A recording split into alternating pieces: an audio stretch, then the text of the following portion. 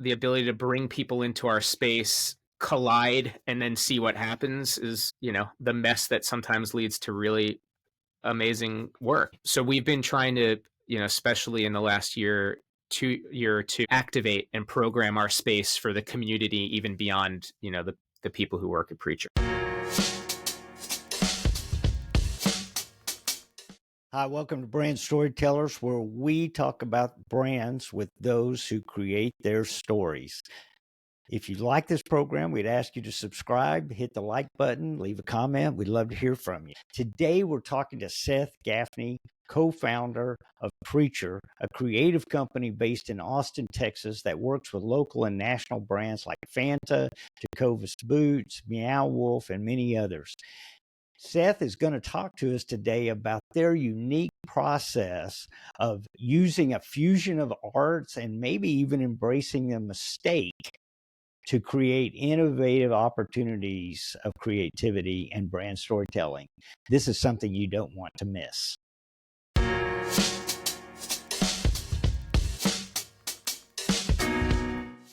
How hard is it to find people to work with, companies to work with, brands to work with that you truly believe in? I'll try and be as honest as possible because it's an ongoing experiment. I think the thesis is holding. Work with brands and people we believe in. That was the intention of setting up Preacher. I met my two partners at a place we absolutely loved called Mother, which you know well. There's a lot of great agencies where you can believe in the culture at 100+%. You can even believe in the brands you're working on very high. And then every once in a while, you start going, wait, more than 50% of my time is working with people who aren't treating us as partners in a way that feels natural. We wanted to see what would happen if we really went out of our way to avoid that without it being a perfect science. So it's kept us growing organically. Probably the last time we talked, we might have been at 50 people. We're at 70 now. And without grand ambitions to be at 204 years if we're on the right path, it's more to see if we can keep growing the impact of that belief. You feel like that draws higher caliber talent? I think it attracts people. And I think when they talk to other people who have experienced Preacher, then they can verify if the receipts are there, if it goes beyond philosophy. I would just say the one thing about belief that is important is, do we believe they want to make the kind of thing we want to make? Because one of the things that can deflate a creative agency, individuals, a process so fast is when you don't feel like you have the same hope for putting things out into the world. So sometimes you go through something and you go, oh my God, all of the vibes are really high. But when it gets to what we put out into the world, it just starts falling apart. And that could be more detrimental than someone who's extra rigorous or challenging at times, but who you're on the same page to get great work. And so it sounds like one of the things that you're saying is that they believe in a standard, that there's quality involved, or they want to follow through in the right way when it comes to telling the story of their brand. One of the first questions we ask any client is, why did you take this job? We want to see if they can get in touch with their own personal belief. It's not, how would you market this? It's like, what motivates you or moves you about coming to work for this company every day? What are you excited about? Yes, of course, we want to get under the hood. Man, what are the things that keep you up at night? What are the things that we could actually, impact that would make you more excited? But if there is it's a paycheck or marketing's market, then you might be out of sync from the get-go. But there is a connection that people have that is emotional with brands. And that's one of the things that you say, that you're moving people into action and making them believe. Even if they don't know exactly what it is they want to share yet, then we're extra valuable.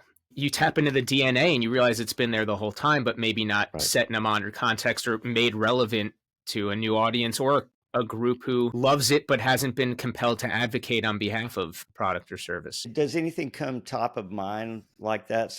A lot of brands have something going really right. They made it past that first step of growth, even if it was a decade previously. We're currently working with Foot Locker. We felt is true and is just clear and distinctive to them is they have their uniform jerseyed employees. And those stripers live and breathe sneaker culture and love getting people to experience what they do when they put on a fresh pair of kicks. So just understanding that as a center of gravity could feel like, oh, is this employee recruitment and retention campaign? Or is this the thing that's actually at the core or heart of the company, which led us down a pretty linear path to their new platform, the Heart of Sneakers? That's what they were set up to serve. We all know that consumers give you more credit if you say you're good at one thing rather than saying you're good at everything. So you commit to that thing when everyone's trying to go sideways and they're competing with an Amazon here on one day or a company that has apparel and a million other sporting goods on another. We love this culture around them. We love the people who fit you, and we love the people who come and get fit. It's validation, as you put it earlier, that there's something emotional happening. So are there other brands out there that are doing that? What IKEA continues to do, I think that space, Yeah. when you're talking about loving your home, can get really cluttered or conventional. Yeah. They've been pretty masterful at sticking to who they are and feeling like they're getting credit for each thing they're saying without getting like confined by just one type of storytelling. Brand storytelling is really important, where you can go in and interact with a brand and have your own story in there that's relevant for that brand. You can interpret it, but it stays true within their brand. And I think IKEA represents that. And they don't shy away from the value piece too, in a way that elevates the entire thing and makes, I mean, when Rob, my creative partner, parades people around Preacher's office, he's always like, yeah, these lighting fixtures are blah, blah, and all these shelves, IKEA. He likes to also let people know that it wasn't just carte blanche here with the budget. Right. Our head of strategy here, Marika, has brought up a reference point of a commercial where they get into the car after leaving, go, get away. Like as if they'd just stolen something. They got away with an amazing deal. What's the challenges there to make sure that brand story is coming through, even in where you have to do some heavy lifting retail? The seasonal moments are opportunities to try and make competing objectives, less in conflict. Find a solution that builds the brand while also sells a ton. When we went into back to school, rather than call it back to school, we celebrated sneaker season. It's sneaker season. Let's reinforce our favorite time of the year. You might be pumped about New Year's, summer, holiday. We're going to be really excited about this moment. And then, yes, you can then build on that, all of the parts. We worked with Container Store for a long time in retail, this idea of where space comes from. You can get really into the mindset of, oh, I'm trying to complete a project, accomplish a task, but then make that emotional because you're not just buying storage solutions, you're creating space. Is it an adjustment for them to work with a Preacher versus maybe another agency? I mean, what kind of feedback did they give you? When we're at our best, I think people see us as really full contact and immersed. I think a lot of agencies want to have that posture, like to get under a hood. I think we get under it faster and maybe in a holistic way. We work with Favor. One of our strategists became a runner for Favor. And at the very least, have an empathy, and at most, uncover something that might send us down a really interesting strategic path. And so I think we do that really well. We work with Shake Shack as a great example. Everyone on the team read Setting the Table by Danny Meyer so that we understood the philosophy, with the food philosophy, the service and hospitality philosophy, and light hospitality. In a way that's foundational and fundamental. Now we can have conversations from a aligned starting point. When my agency in Atlanta, when we landed the Ritz-Carlton, one of the things they ask us to do is for all of the team that would work on it to go through the 2-week training that every employee goes through at the Ritz-Carlton. Man, did it make us believe in that product better than any amount of just sitting around a conference table and all of that could have done. There's just no way we could have understood exactly what they were doing. No, it's 100%. We work with the Venetian Resort in Las Vegas. Same thing. I mean, there's worse things to have to go get into than staying at the Venetian. But there's every aspect of understanding, what's happening underground to make this thing run. What are the relationships between entertainment and gaming, between conference stays and leisure travel? Like you want to experience those firsthand, even if you're, and understand that is just one personal experience, but that you can tap back into that, not necessarily for the answers, but for as you said, the belief, the motivation to find the answers on behalf Yeah. of all these people you've met. One of the other things that I noticed on your website was it talking about we're interested in all categories, all sizes, all of that, and so I want you to elaborate a little bit on why is that so? I think there's two reasons. It's a constant source of inspiration, and a lot of what we do is pattern recognition and dot connecting. So when I'm working on a startup life insurance company, you may go, what would that ever have to do with ESPN? But then you start to realize, oh, actually, they both have a reconsideration issue, or they both have a now. Right. Now this is a startup, but they have some Right. kind of thing that is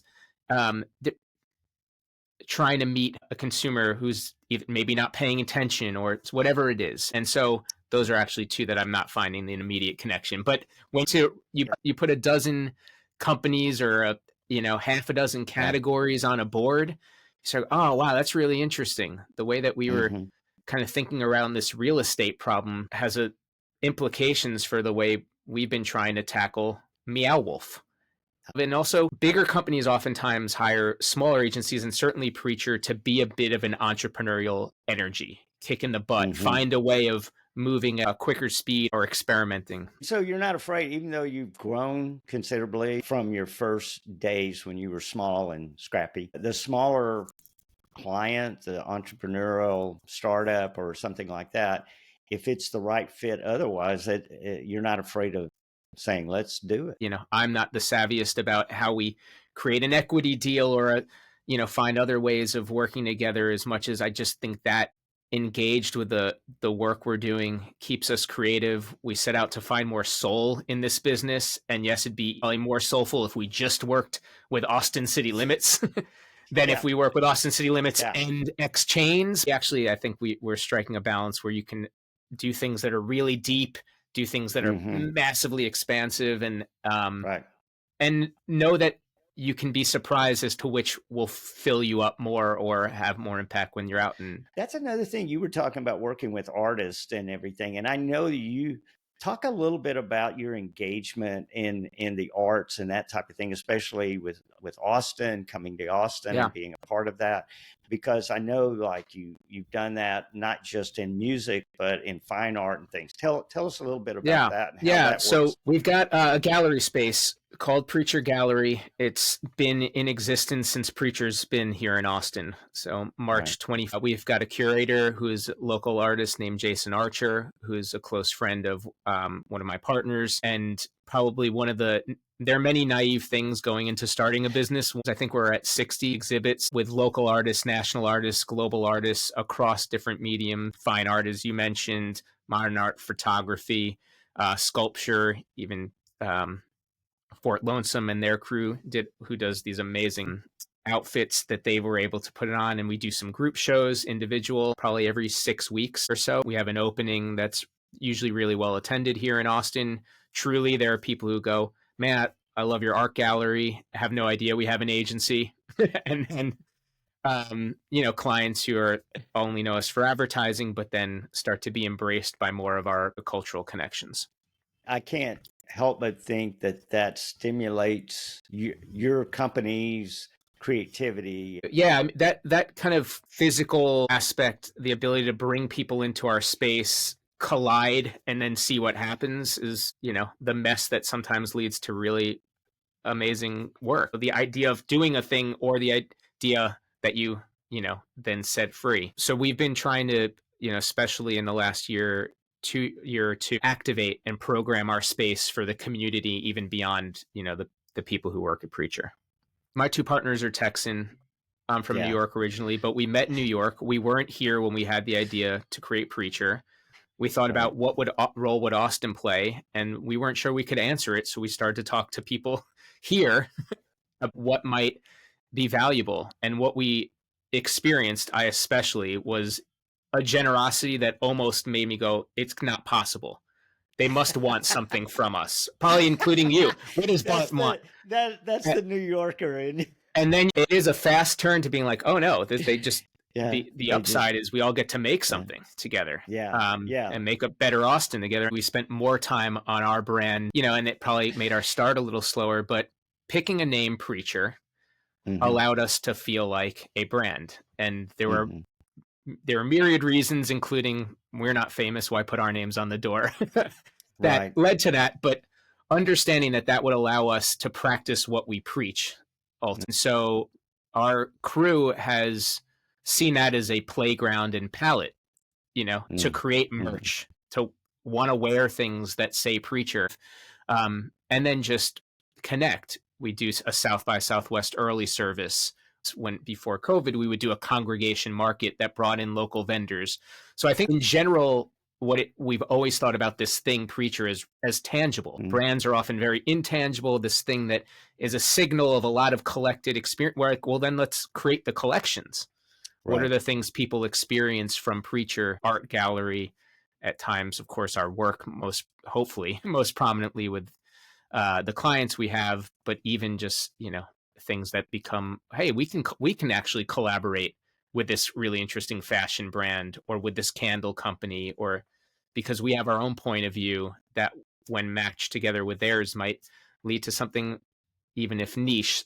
When did that start to gel for you when you were at We Mother's? met in 2010. I had just come from Wieden and Kennedy. I was really attracted to the diversity of Mother's outputs. I had just seen them do this crazy fashion show on the side of the Standard Hotel in New York for Target, where they did this wild choreographed dance, like things that are, if you're lucky, back of the deck ideas that just make you feel like it's worth it to be creative, but never happen. What seems to be a freedom and a lack of limitation on what the expression could be is what attracted me there. Rob Hmm. was one of the first employees in New York, London based. Mother started a New York office.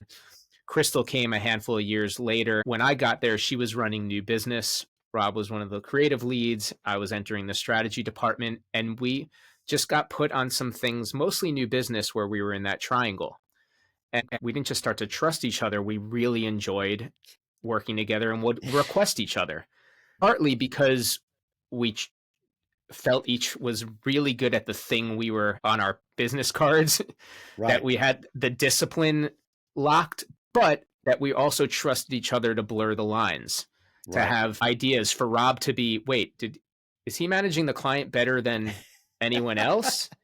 For me to know the out of home Yeah. production plan Yeah. and not need, oh, status is over, we don't have an account person, like those things where there are people like this in here everywhere, to Yep. have that moment where we were really in sync in that way, and then spent almost half of a decade working together up to a point where it felt like, to challenge ourselves, it might be interesting, and it might be an unlock for us to see if we could do the thing for ourselves that we were doing for our clients at Mother. So when you made a list of why or why not to do something like this, because it takes courage to do that. You're walking away from an agency that had one of the best reputations. And so to walk away from that and kind of hang your own shingle, especially when you're going to do it in what would be called a smaller market of Austin, Yep. a great niche creative market, but still a small market where you could literally fall off the grid, you know. So what were the whys? The urgency was, what if one of us leaves and then we don't love this thing as much? You Mm, know, the urgency was, man, Crystal's being courted by high profile marketing jobs. Rob has always got a CCO thing out there that feels pretty sexy. mm, And my why was actually a little less professional and more, man, I'm trying to start a family. yeah, My wife and I, do we want to live here? Do we have another right, adventure in us, even if we end up coming back to New York in right, some way? Um, right. so I think that those were probably the things that created oh, this is the moment. Like, you see a window of Right. time and then you fill it with uh, rational wise, but that was Yeah. the emotion. And to bring it a bit full circle, I think we experienced a place that grew from Rob's 6 people there to 120, and with some clients that were incredible but also challenging, feeling not the fear if it leaves what happens, but more, you're feeding the beast in a certain way, and you start to recognize, oh, I wonder if we can get back in touch. I was calling it probably like just that fire and passion, but I think Rob and Crystal, as Texans and more truly, had more confidence to say, like, is this industry lacking soul in a way that we don't feel proud to say we're in advertising, and we're all coming up with new ways of talking about being at the intersection of this and that. And it's like, Right. but is there something really incredible at the core of this industry that we can help ourselves get back in touch with and have a small company that also is a beacon of that? Our first hire was a woman named Katie, who was a Swiss Army knife. So she was someone who has honestly allowed us not to get dragged into project management of, figuring this whole agency out. Right. We then hired 3 designers. So, because we had been getting projects to essentially build brands from scratch, which we still do. Maybe 15-20% of our business are pretty core identity projects. You have some interesting ones there where you get to refresh, but a lot of it was, okay, build this brand out from scratch. It's strategy, it's story that we want to externalize, the visual identity and the world that we would want to inhabit. So that became just honestly, they're interested in us, and we were intoxicated by working directly with entrepreneurs. When you left Mother, was there warm feelings? Did they reach out to support you, help you, lead For sure. people to you? That's great. Great. We were very intentional about how we left. It took a long time to help them find leaders to replace us, or solidify accounts that we had been leading without any fear that we would try and take them as our first or founding client. We threw our own going away party and allowed it to be a bit more of a celebration. And you've mentioned we've had people here over 7-8 years. I mean, that, like, what better than that? And if any of those people chose to move on, I would expect we would really support that. It'd be hard, but you'd want that to be a celebration of what was accomplished together. Now, being a business owner myself, we've had some people leave and start a production company, start a design shop, and like it's where you're just like, wow, we're now spawning businesses, and even if we didn't give them a fraction of what they know, maybe we gave them that extra confidence boost, or maybe they met each other here when we came down here, because you said, oh, you could fall off the map, right? That was a fear. Like, are we just going to go and do something regional in a way that might not be what we were aiming for? We didn't take any clients here, or certainly think about what any of theirs as like even on the table. It was, what connections do we have from our experiences at other places, mostly in the Northeast, but even Crystal was at Crispin in Miami. Rob was, Boston. I was out in Fallon in Minneapolis. But like, what is that world? And could we bring some of that here? Because it could just, lift a creative spirit, at least lift the kind of energy for work. So that was actually pretty critical at the beginning. Right now, the economy's not great, and a lot of people are struggling to find jobs. So it's pretty discouraging. What do you tell young people? We always have conversations with young people. Being independent, we don't know if we can always offer a job, but we can oftentimes offer our network, or we can offer momentum towards something else. And that's part of the reason we have the Good Word.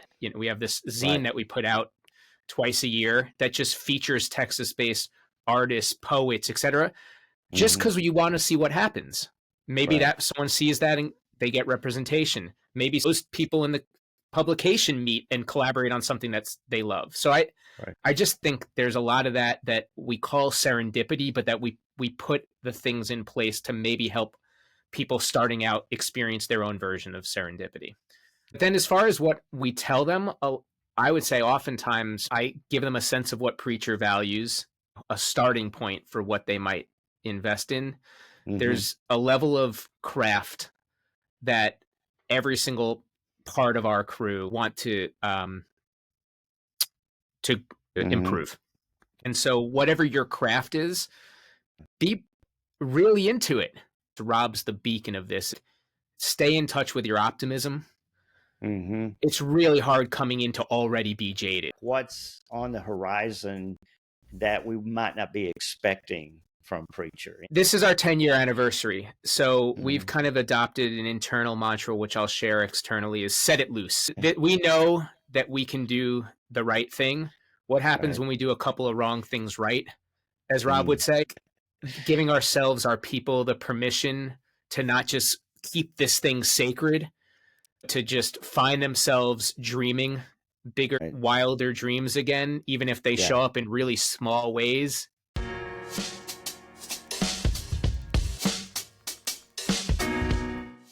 It takes courage to reach for the level of creativity and craft that Preacher strives for. If you like this episode, please subscribe to the channel, leave us a comment, hit that like button. We're going to have another brand storyteller on soon. We hope to see you then. Thanks.